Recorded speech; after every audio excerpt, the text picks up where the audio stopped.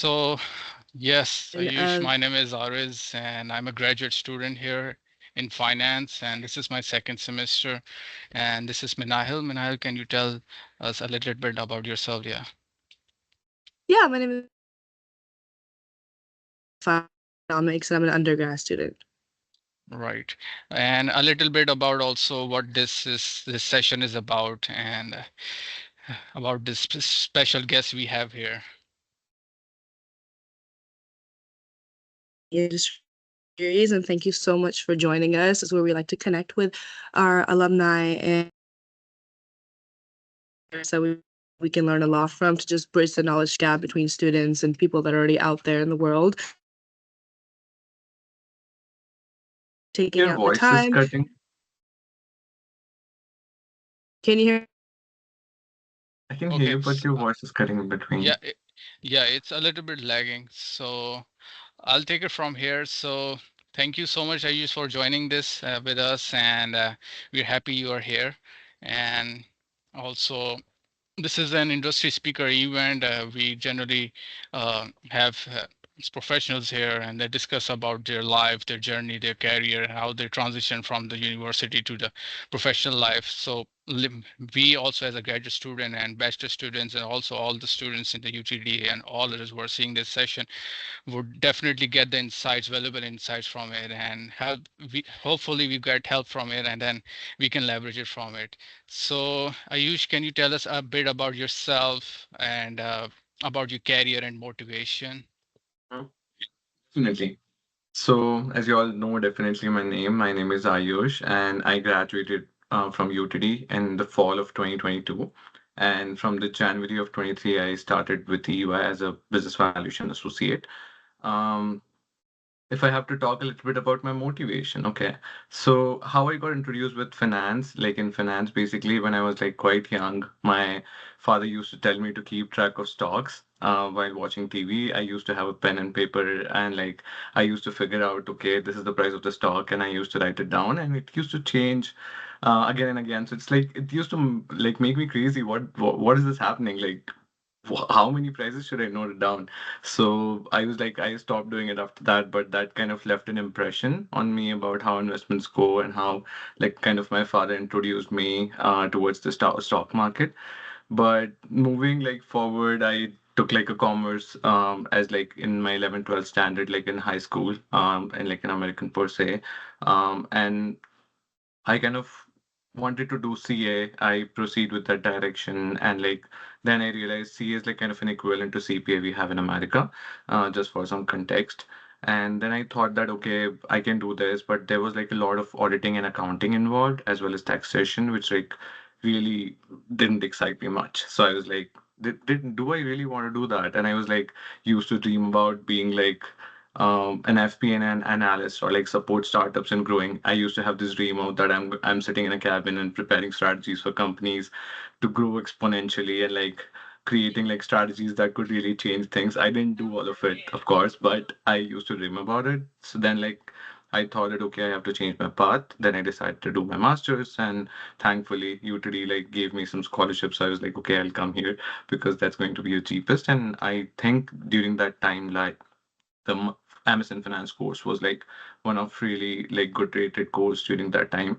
So I chose that as well, and then that's how like I come across, and particularly for valuation, like I was quite active during my college days. Used to have a conversation with professors, with my friends, also like my like whoever is around. I love having conversations. I love traveling. That's one of the reasons that I love traveling is because I love meeting new people, having conversation, learning their stories, and I kind of came across this class which is like valuation and modeling. I don't really financial modeling for valuation. So it's I think Fin 6352 if I'm right. And it was with David Springett, and he got retired later on. But man, he kind of opened my eyeballs. He made me feel so excited about finance and valuations in general because we used to have a conversation. Like for example, we have to study about a case study. Like we have to study about like some particular company we are going to value. It could be any type of valuation, and he used to like go through the case study, and then tomorrow we're going to discuss about what are your observations, how you should think about putting a price on this company, what are the assumptions we should make. Like he used to put us in his spot and like really think and talk about it. There was a time that I just entered into the class and I was like taking a sip from my water bottle, breathe, and he's like, Ayush, what do you think about this? And I was like, what? But it really gave me a lot of excitement, and like it pushed my limits of thinking about how to think about valuations in general. And I realized that this is the field that I want to go into because it will improve my business acumen.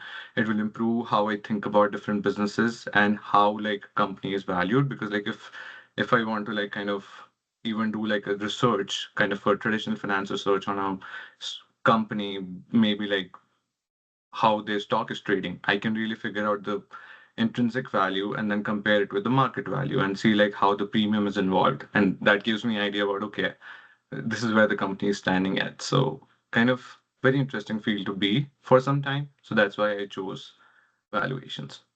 Right.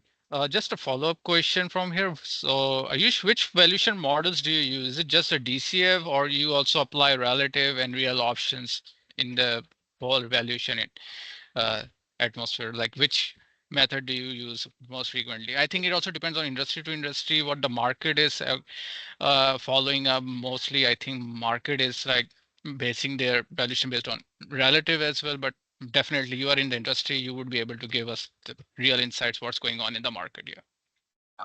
So for me in particular, we do not do a lot of real options. I have not done real options in like my 2 years of career till date. Mostly what we do is like basically three type of valuation that we do. One is AC 350, which is like goodwill impairment, and this is like kind of a testing a public company have to go annually every year to see whether their goodwill is up to the mark, what they show in their balance sheet, or whether it's subject to impairment. And they have to communicate also. They have to release that information to the public to kind of making sure that the investors are aware where the company is standing at. And could be there could be multiple reasons. So it's not like we can dive so much deeper into it, but I'll tell you like the surface level what it is exactly. Then apart from that, we do a CA to 5, which is like valuation of intangibles, purchase price allocations, which is kind of there's a different part of the balance sheet, right? So we do like our valuations based on different side of the balance sheets. So when I'm saying goodwill impairment, I like kind of chose a particular asset which is goodwill and I valued and told the company whether what you're showing in the balance sheet is good enough or it has to be impaired or it should be higher in value, right? So on the second A to 5, I look at the other intangibles where like copyright, trademark, customer relationships. It could be patent as well. So it could like different type of. It could be stock. It could be inventory. So it's like inventory is not an intangible asset to be clear, but like we also looked at like intangibles, and in A C A to 5, there's one section of valuation of inventory as well. And the third we do is stock valuation. And stock value valuation is like basically a company has a different class of shares, and we want to allocate okay the company's market by, and it could be private and public, it could be in both case, and the equity is of some value, so we have to allocate some part of the equity to each class of shares, and we kind of do kind of like common stock valuation, and then we kind of do like option pricing model to really allocate to the each class of shares. So these are the three basically the models that we work on. Fantastic. Yeah. Minal, do you have any questions here? Sorry. Yeah. Yeah, I hope you guys can hear me better now. We do. Okay, awesome. All right, so I'm just wondering, in the evaluation field that you work in, what at your job is the most challenging part of your job, and how do you deal with those challenges? Okay. So I would say basically when it comes to challenges, we have to process a lot of information and there's like a lot of documentation involved. So basically, what the work that we do is can also be challenged by audit team as well as IRS. So if you like report something or do calculations of some way which could really like question, like kind of maybe the going concern of the company, or maybe like it is like you are actually seeing exponential forecast and like the company is too optimistic and you didn't cut down by using a higher discount rate, it could really like kind of show a false picture to the investors, correct? So it's like kind of some sort of risk involved. So you have to be very mindful about the balance sheet adjustments you're doing. So just like kind of an example, recently I was working on this engagement, and I had to document even the sub classifications of all like the balance sheet items. Like for example, if we have intercompany liabilities or intercompany payables, the intercompany payables are operating in nature, then it should be part of a debt-free net working capital. If they are not operating in nature, then it has to be adjusted somewhere, like should be either included or excluded from the carrying value of equity. It's somewhat technical, so I do not want to go deeper into it. But on the surface level, we have to document like each and every part of it just to make sure that we have enough thing to support if like the audit team or like the IRS challenges about the adjustment of any balance sheet item. And it goes more than that also. Like it's just not balance sheet, it's like the whole forecast, whole valuation, DCF you're doing, the assumptions that you take there, and like more and more information. Like everything you're showing on a report has to make sense. You have to like kind of have an idea about what you're doing there. So it's kind of that's the challenging part, and rewarding. So rewarding is something I love to talk about. When I came to UTD, I talked with the students about this aspect of my job as well. It's like it develops my business acumen. I would say it just gives me ideas about how different companies are operating in different structures. Like I have done like this valuations in an 8 to 5 for an acquisition of a resort company that is like situated in Colorado, which is like quite big, and they acquired a mountain in Switzerland, which is like kind of a really nuanced thought process. Like for example, if anybody of you does skiing, there's like different ski passes, like I can pass, and like it's we valued different like season holder passes as well. So it was like very interesting for me to know what goes into the picture, how to value those, how to like make assumptions with those, and like gave me somewhat idea. If I at any point of time have a conversation with someone working in a resort industry, I can at least bring some quality conversation on the table, right? So not to be too proud about it because I don't know much. It's very surface level, but at least I can talk some sense. That's what I'm talking about. Right. Excellent. Awesome. Thank you. So this is a very popular question we have here. It's about the internship search strategies and the networking insights. So how did you leverage during your graduate time the internship and the full-time role after you graduated? Cool, cool, cool. Actually, I thought about this question earlier because I get this question a lot of time when I visit university as well. I kind of have a very interesting way to communicate. Actually, I think about it in a way of even like finance perspective itself. There are two ways you can go about it. One is a tangible way, one is an intangible way. Tangible way is like kind of a resources, access, and people who you can touch and have a conversation with and is within your vicinity.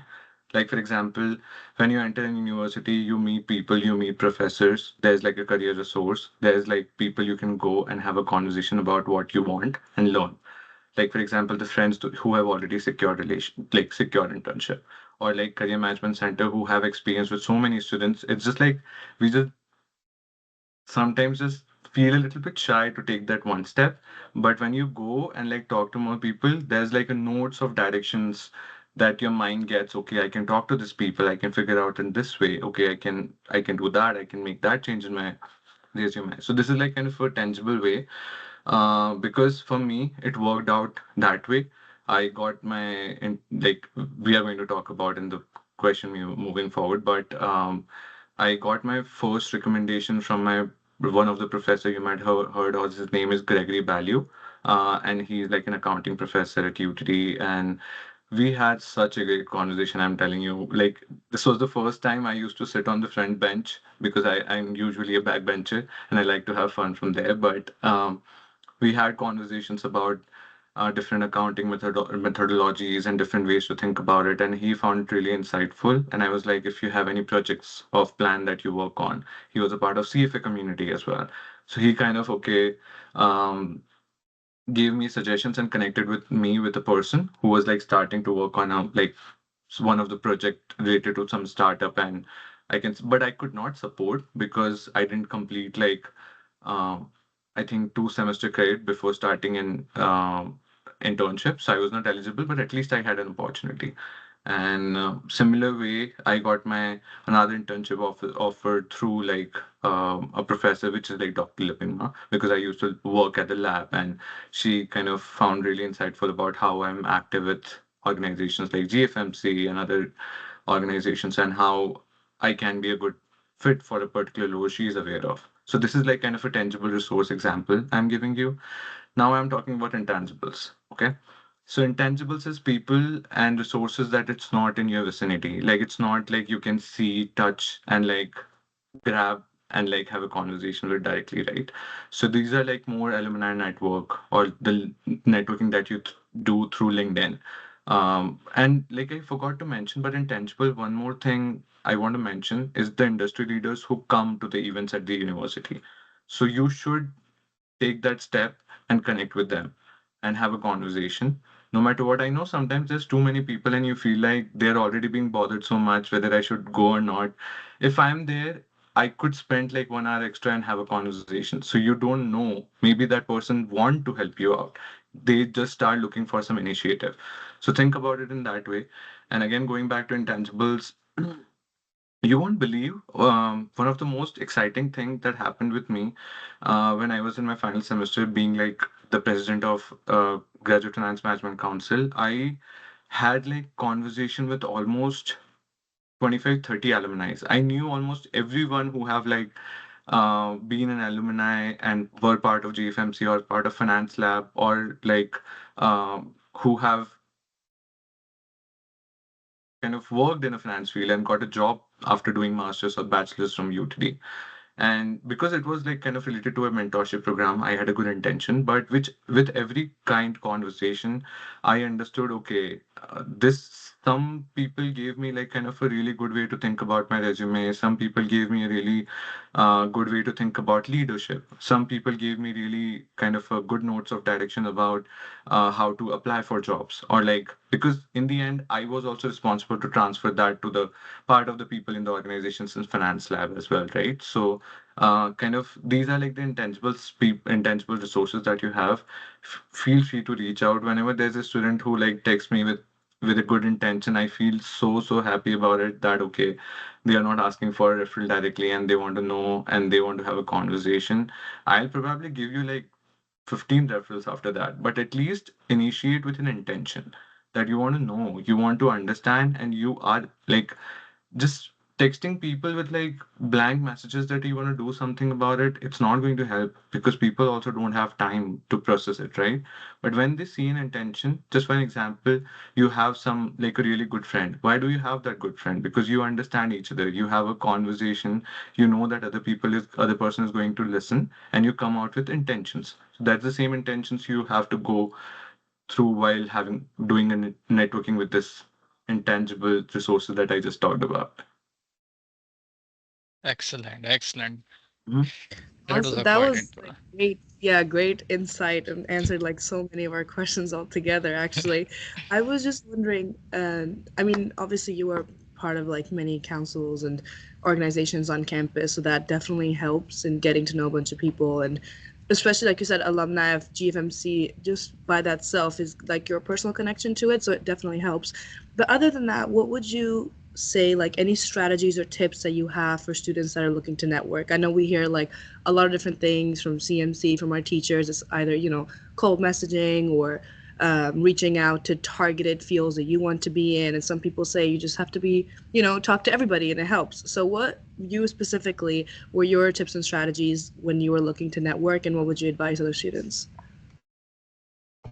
That sounds like a good question. And one more thing to add on to that. I know I do understand. I have been there, and it's very uncomfortable when you have this thought that you have to reach out to so many people without having idea to who to reach out to and how many people you should reach out to. Is it like after 100 people of connection, it's over, or you should build on doing it all your life, or what is it? So, like, kind of, um, I have a little bit of a different way to think about it, and maybe it's the way everyone also think about it. I'm not saying that I have the right way, but how I used to think of it is, first of all, like kind of going back to the same thing, why you want to do a networking. Is it like you want to know more people of some specific field, or is it like what your question is? Is your question is you want to figure out which field of career you want to choose, or your question is about you want to get a job in this particular field? If you want to get a job in valuations, then okay, I'm a good person to have a connection with. I'm giving an example. I'm not saying I am, but like it's like kind of a person like me, you can connect and have a conversation and like understand what this career demands and what you can offer. And if you want to like kind of figure out which career you want to pursue, then you should have that direction about, okay, these are the five, six like first people that I know that could help me in figuring out. So let's connect with them. Like kind of it could be like five people in each particular sector that you want to pursue, but at the same time, you need to know why you want to do it. It's like sometimes we are sending requests to some random CEO of a company. We don't have any idea about if we got connected, what we are going to talk. So just always, if you try to choose quality over quantity, it's going to simplify your life like crazy. It's like you know where you want to go, the people you want to talk to, even the five connections that you made is going to be so good that they might come up and connect you with their manager, or maybe like um, in company like EY, we do not have insights into hiring because it's such a big company and there's like a specific section for hiring. My work is specifically valuations, but in some companies, like if you talk about banks, so in banks, sometimes it's like hiring is based on capacity. Sometimes in Goldman Sachs, people do know that they have a capacity and they have been hired from the. I know people who have got hired through their connection.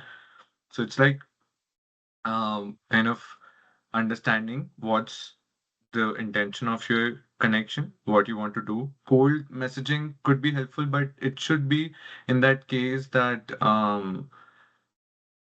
you know that this particular section of people I want to reach out to. Again, if you are trying to like kind of build the connections of 100 people and you're not like sending one single message to 100 people, you might not even make like quality connections out of 10 out of them.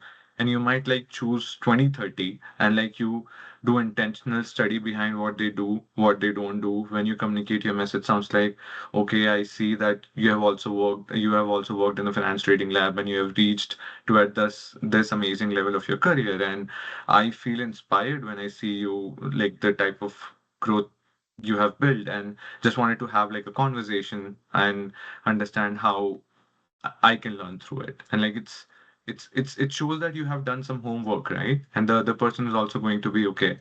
This person has done their homework, and I think they really want help or they want to learn. So let's connect and have a conversation. So I think that's choose quality over quantity. It's you'll just be amazing. I'm telling you, it's you're gonna crack every code in this life when you choose quality over quantity.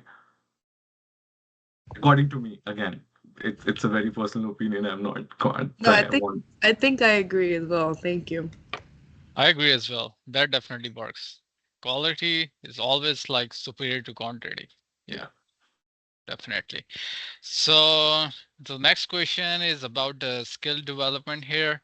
So what specific skills or experiences should students focus on to make their application stand out to potential employers here? Mhm. Okay. Um.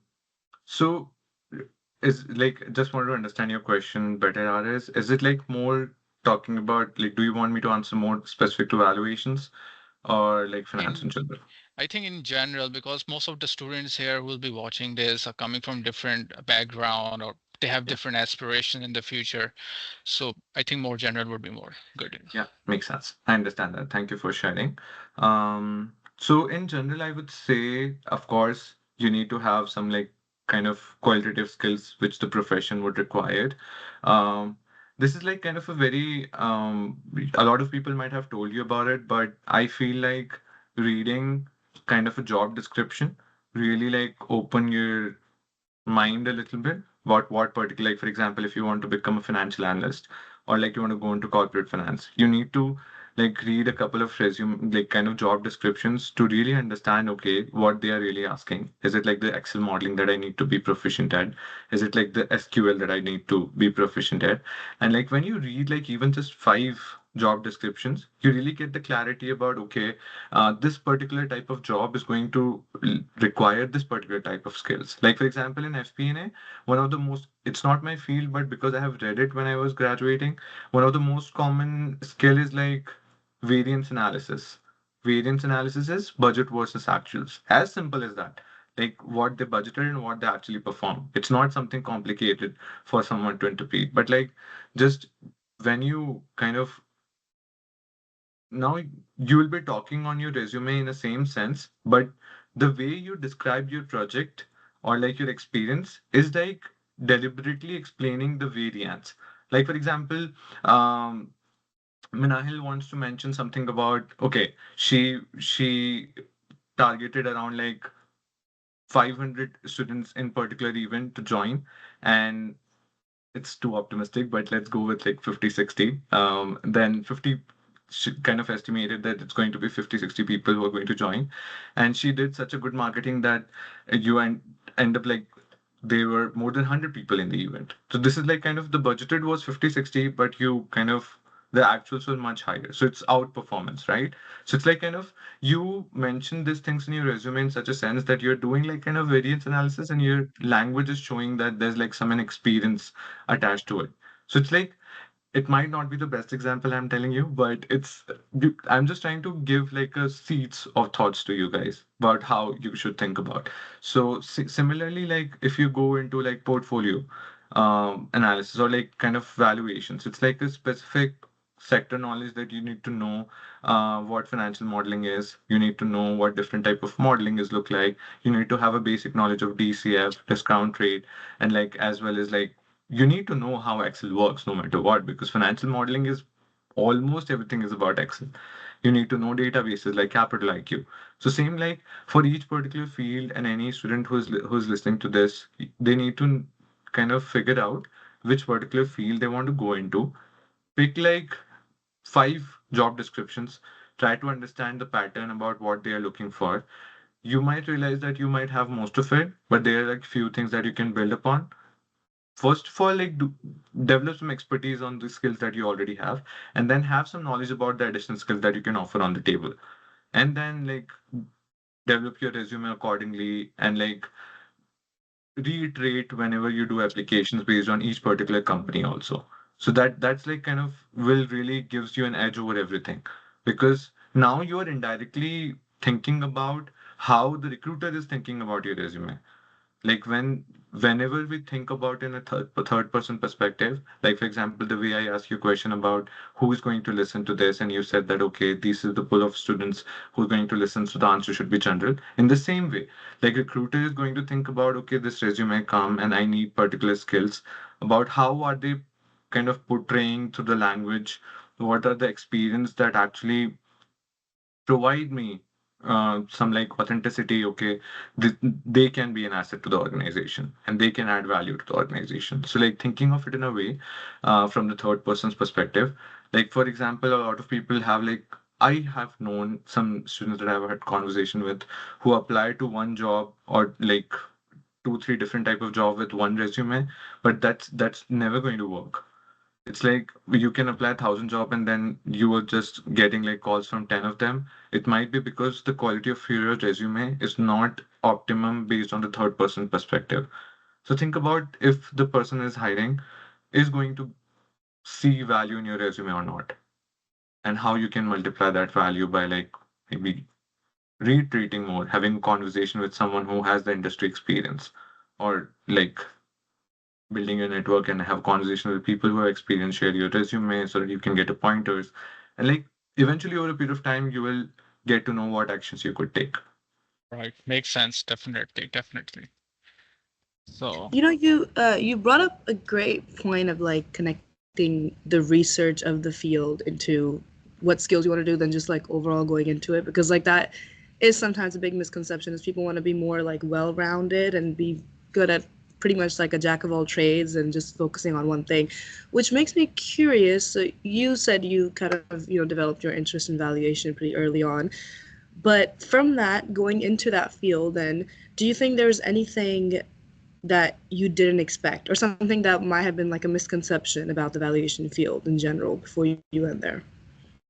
That's actually a very good question. Based on what I've studied and what when I applied for the valuation job, I kind of the new thing for me was the whole PPA part, like the valuation of intangibles was something I never educated myself on. I had no idea, and that was like kind of a new thing that I learned on the job. So at the same time, adding to that, it's not to my point earlier. It's not that you have to be proficient with everything that you're like mentioning on your resume. It's about how much, like, kind of bare minimum you can do, how much, like, kind of a qualities that you have that you can offer, and like the company is going to train you after a point of time. Each company, each and every company is going to have to train you because each company have a specific methods of executing strategies, a specific method of executing a project, getting it towards the completion, and then kind of delivering the final result. So there's going to be training anyway, even if it's your associate or senior associate or manager, senior manager. We have trainings in EY even for directors and PPMDs, partners as well. So it's like you need training to, of course, be that asset that the organization want you to be, and they're going to be surprised as well because the company that you're going to work on, you might have experience with something similar, but it's again a different cup of tea, right? It's operating in a different business like segment. It's operating in a different structure. The organization structure would have been very different. Like for example, in EY, it's like there are partners, there are a lot of partners, then there are like a lot of directors, then there are senior managers, then managers, then senior associate, who I am, and then associates. So it's like different kind of structure based on organization to organization. So it's definitely you should not go ahead with the thought in your career that it's not going to be surprise because in that case it's going to be difficult for you to absorb everything. But when you know that there's going to be unexpected things that you don't know, and there's going to be time when you have to ask questions, there's going to be time when you have to reach out to people, it won't be difficult for you to learn and progress, basically. Yeah, that was Did I some answer good your insight. Yeah. question? Did I answer your question? Yeah, sometimes I get overboard, so just wanted to make sure. All right. So let's just move on to our next question. And this is about recent post-election. So, so what do you think? We have new election, we have Feds cutting down rates. What do you see market ahead, the economy, the job market? Yes, definitely. That's a good question. I'm no market expert. I'm a valuation guy who likes to have fun, travel, and all of that. So I won't say that I can give like a very great recommendation of the foreseeable future. But see, one thing I'm a little bit kind of I have a little bit of an understanding about the election results as I was reading and just doing a little bit of a research, is like one of the reason that Trump won is because a lot of people, and I'm not going to say anything controversial, so don't worry about it, is because like people were really expecting the economy to get back. There was like very high inflation. The prices were skyrocketing for the basic bare minimum, and it was difficult for people to kind of maintain the basic standard of life. So they were like wanted something to be happen with the economy. Um, and it's like one of the biggest expectation is like this new government is going to introduce some policies which could reduce the cost of living and make it affordable for people of especially for the middle and lower classes. Um, and of course, I feel like you guys might be aware, very much aware about who are the people who are supporting Trump the most. So there's going to be a little bit of a bright future in the semiconductor industry, and especially like there might be a chance of good future in EVs as well. So it's a possibility again. It's not an opinion. And the Fed did cut the rate by a quarter points, so it's like kind of a good indication that that the inflation is slowing down and we kind of see kind of more stable growth in the job market. I won't say growth actually, soften job market because it has been a little difficult for past couple of like months and like even a year, I could say more than 2 years actually.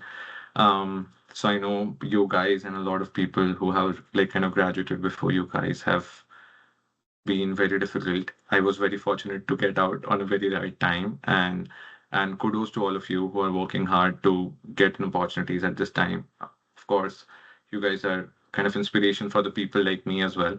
So kudos to that. But of course, it's still early to have a clear viewpoint on how economy is going to be. But the initial trend shows that what people are expecting is the economy to get better, and the Fed rate shows that kind of there could be a softened job market and there could be a little bit more opportunities than what it might not be in the past. So, hoping for that, fingers crossed, and let's see. I wish I could say a lot of positive things, but I am also like No, doing my own definitely, no, research. definitely that would be Yeah. enough actually from my even my from opinion, like economic growth prospect and the rate cutting down, the inflation cooling down. That's actually good news for many students there. Yes. Definitely. Yes. Yes. Definitely.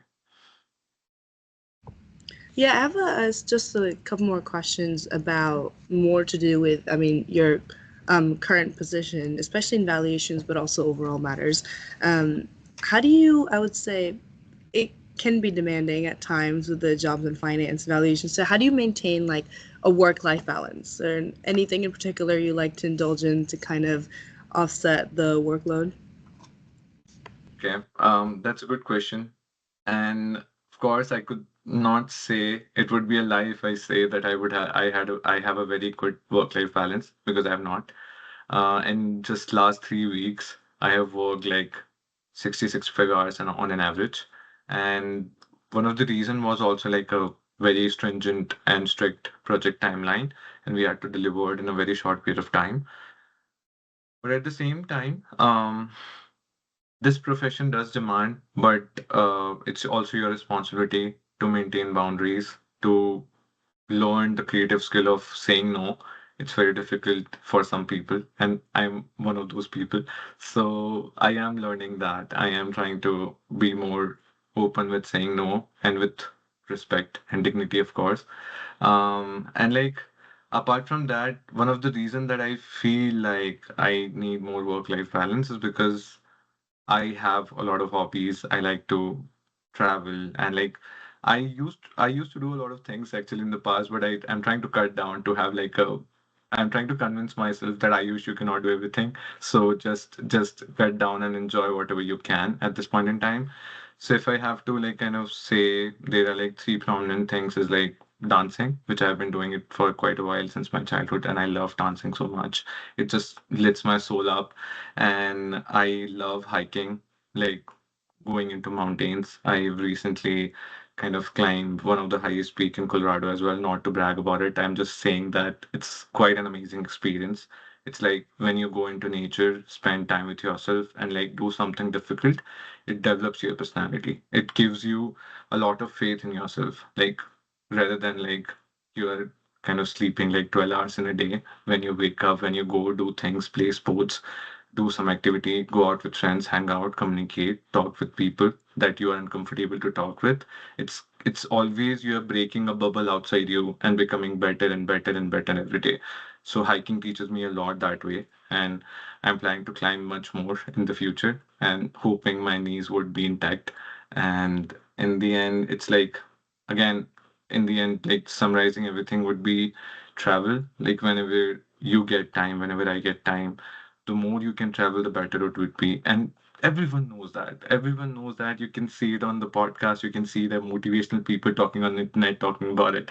And everyone knows that. But it's not really like travel has become such a fancy word that you have to go to other countries, you have to go to that place. You do not know a lot about the community that you live in as well, or like the places around you itself. Like in Texas, go to Oklahoma. There's like a lot of wonderful trails there. Go to San Antonio, go to Austin. Like I'm just giving an example because I just want to communicate how much this is important, and like having like kind of a good balance of lifestyle really helps you outgrow. In my university, I have like the reason I'm communicating is because I know it's possible. I have gotten scholarship 2 times. I have been the part of the dancing crew. like which is like one of the Indian Student Association. And I have performed on three big events. I have been part of like the sports and I have participated in competitions, though I didn't won any because I didn't have time to practice. But I was like quite active doing activities, hanging out with friends. I was studying, getting like my GPAs intact. I was quite active. I'm not saying like do so many things. It's not an ideal thing to do, but whatever you're doing, just make sure that you have a like kind of a holistic life, that you're not like you're always studying and complaining about that you're not hanging out with your friends is not going to help in your interview, because you need to have a good, healthy, fun loving vibe to talk to people, because they are looking for that, they are looking for that in the culture that they want to bring it to the company. So it's like have a mixed balance of everything and maintain boundaries. Like, say, don't have to say yes to almost everything. Otherwise, it's not your time. It's not who is driving your car. It's not you driving, in fact, if you're not saying no, basically. If was Yeah, it no, too Yeah. philosophical? thank you so much for that insight. Definitely, this is really cool. You like climbed up a peak in Colorado, and you're so right. I mean, it does depend a lot of it on, at the end of the day, the people you are surrounding yourself with. If that's like 60, 80 hours of your week going into it, which kind of brings me to like my next question is, it does differ a lot depending on your field. I know finance in general might not have it so much, but depending on your field, depending on your company culture, obviously you want to be around an environment where you are also enjoying it, you're also enjoying the company that you're with. So how much of your current position entails like working with other people, working in those teams, or do you think a lot of it is more like individual work heavy? It's actually not. It's like a teamwork most of the times. So how it works, Minahil, is, am I pronouncing your name right? Okay. Yeah, yeah. Thank God. Thank God. Okay. So how it works is like we get a project, we get employed on a project, and then there's one analyst, either senior analyst or associate. Then there's one manager, there's either one senior manager or directly the PPMD, partner or director. And in every project, these are the three, four people responsible for delivering it to the client or to the audit team. So it's mostly, most of the times, all the time, it's a teamwork where like the analyst is responsible for all the financial modeling and doing all the nuances of making assumptions and stuff.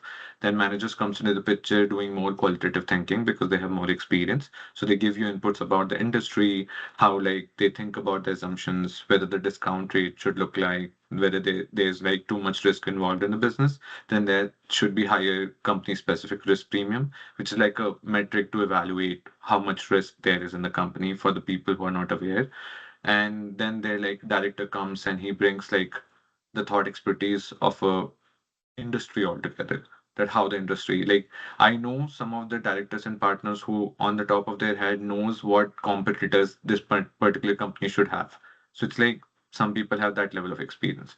So it's always teamwork. And one thing, although I could not say that I have a great work-life balance, but definitely there are people who check upon me. There are people who like kind of one thing like I would say doesn't work the best for me is like I am the only senior analyst in Denver office. There's just like managers or like kind of senior manager. So for me, I do not have a lot of senior analysts to hang out with, but I know a lot of senior analysts in the other like Dallas or other offices. So it's a little bit different way to compare, but at the same time, they make sure that I'm doing all right, even though they see like me working over hours. They are like kind of, even 2 days before, a senior manager of mine just calls me just to check on me that the 3 last weeks have been tough on you. So how are you doing? So it's like they do have concern, genuine concern, and they do have activities like happy hour to like kind of indulge into a conversation, learn about each other, and like build like a good dynamics of a team to really work together. Because for me also, it's like kind of one of the very important aspect. I feel like I can climb Mount Everest if I have right people with me. And I feel like I could not walk even 5 miles if the people around me are not uplifting, or like they are trying to win the conversation, or like the intention of the conversation is to overpower it. So it's like depends on what you're looking for, the people you are around. Some people are very lucky with those teams who are uplifting, some people are not. It depends on the managers as well. So I am fortunate to have those people who look around you, so, who look for you. So I would say that's a specific example.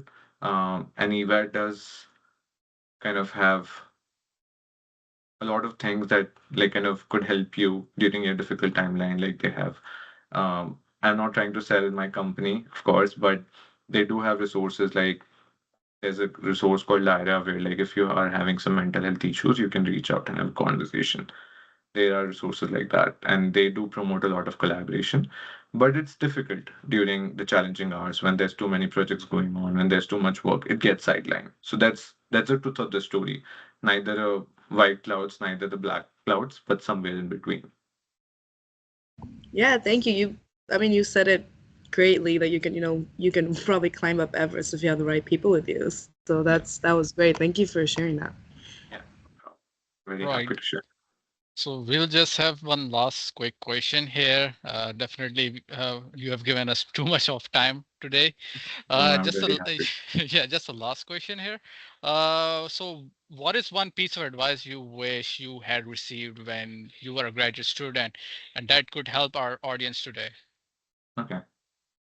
Um, would you guys mind if I give like three of the things that I really Sure, admire? sure. Like, I know it's one piece of advice and I do not want to go overboard, definitely. More the Um, merrier. I am that excited kid who's like, whenever there's like a conversation about like finding best in people, I get too excited about it. I'm like, I want you to do this. Like my sister is, I'm the youngest one in my family, so my sister usually gets like, Ayush, you don't have to bother me so much to do something. I'm like, I want you to be crazily successful, but it's okay. But three things that I would really, really um, kind of think about when I do things, especially like when I was in my graduating time period, my final semester, because it was not one of the best times for me as well, because a lot of things were going around in my family. My sister went with an accident. I had like GFMC handling that as a president, and I wanted to go get a job, and like it was a lot of things going on. But these three things stood by with me, which has made me become the commencement speaker as well, which I could not have imagined in my life that I could have been like speaking in front of so many people during my graduation. And the first is keeping promises that you make to yourself. We always think about that, okay, I promised to that person that I'm gonna go and come. It could be a date that you promised that you wanna be at this point of time, or it could be kind of a friendship commitment, and you always try to make it on time. But what about the commitments that you make to yourself? Like the to-dos that you write about that you want to go it today, and like creating that pattern that you stand up for yourself, because it's so amazing that when you stand up for yourself, your mind becomes like such a superpower that on an interview, if you're talking about like 5-10 words or something, like incredible idea that come, your mind is going to throw like incredible ideas to talk about just because you stand up for yourself and you have that attitude of okay, when I say something, I show up for it for myself first before anything else. So it's like you said that, okay, I'm going to apply to 5-10 jobs tomorrow, and you did it, then it's going to be easier for you to do it tomorrow. Because today you fulfilled your promise, and your mind is not going to throw like, let's go hang out, let's like go do a party. And that's everything I also did. I'm talking about balanced life. So you'll think, okay, I'll do these things first and then I'll go. Even though your mind is throwing like a negative things to run away from, but you will be able to fight. And the second thing is knowing the intention behind why. A lot of us are like kind of forget because of like constant projects and constant things that are like our family is expecting, or like our friends are expecting, or like our professor is expecting, or like your job is expecting. We sometimes forget why we want to do what we want to do. And sometimes just knowing a simple intention. Like, for example, few of my friends sometimes question me, why do you have to climb? Why do you have to climb those difficult peaks? Why do you have to go to gym even if it's like a snowstorm or like snowing out there? But I have a very clear intention. But when I take my health seriously, my family takes their health seriously. My friends take their health seriously. I know one of my best friend who lives in California goes to the gym because I went to the gym in the morning today. So it's like I know the intention about why I want to do. So it's not difficult for me. I'm getting a good sleep, enjoying playing the funniest music and dancing, and then doing the workout, which is like sometimes very difficult for the people to do in the morning. just because I know the intention why. So it's like kind of an example. And the last thing is doing is the only way. Like doing is the only way. You can make plans, you can make to-do lists, you can read n number of books, you can, there's like n number of things. And in the market, it's really important to understand because there's so many motivational speakers, there's so many people who are like trying to tell you how to do, what to do, how to plan. It's like as simple as that. The doing, once you take the first step, it's like so easy. I'm telling you, you would be laugh about it that why would I waste like 5 days in the past just like starting on this. So it's like doing it the only way. Just start, just push yourself with like 3 second rule, 3 2 1, I'm gonna do it, and then do it. And you'll find that that's not difficult at all. So that's only three things. And sorry for if it's like too philosophical of a conversation. No, No, definitely. we appreciate all the insight, and you always like those are very valuable words, of course. Like especially, I completely agree with the doing part. I think like a bunch of students, me included, like when I started off college, like freshman year or so, you just keep making a list and a plan. I'm like a big lister. I list everything down, and then it's just like you just have to do it. Like when you make a list of all the internships you have to apply to, you just go ahead, just start doing it. But yeah, thank you so much. We really appreciate you taking out time from your day to be a part of our industry speaker series, and we really appreciate all the insight that you gave to us about your field, yourself, and to all the students watching. I'm sure everybody's gonna really appreciate all the advice that you had as well. But thank you so much. No problem at Thank all. you. And Yeah. it was lovely talking to you and Aris, and I hope it was some help. And again, you can also communicate with the students if they want to reach out regarding valuations, they can reach out to me. And sometimes I'm busy. I definitely reply. Sometimes I take some time, but I reply. So whenever it's possible for me, I would be happy to connect and offer anything that I might have when I was graduating. So thank you so much. Thank you. Thank you, Ayush, for joining us today. And wish you best of health. Yeah, Thank you. I need that. Thank you so much. Thank you. All Yeah. right.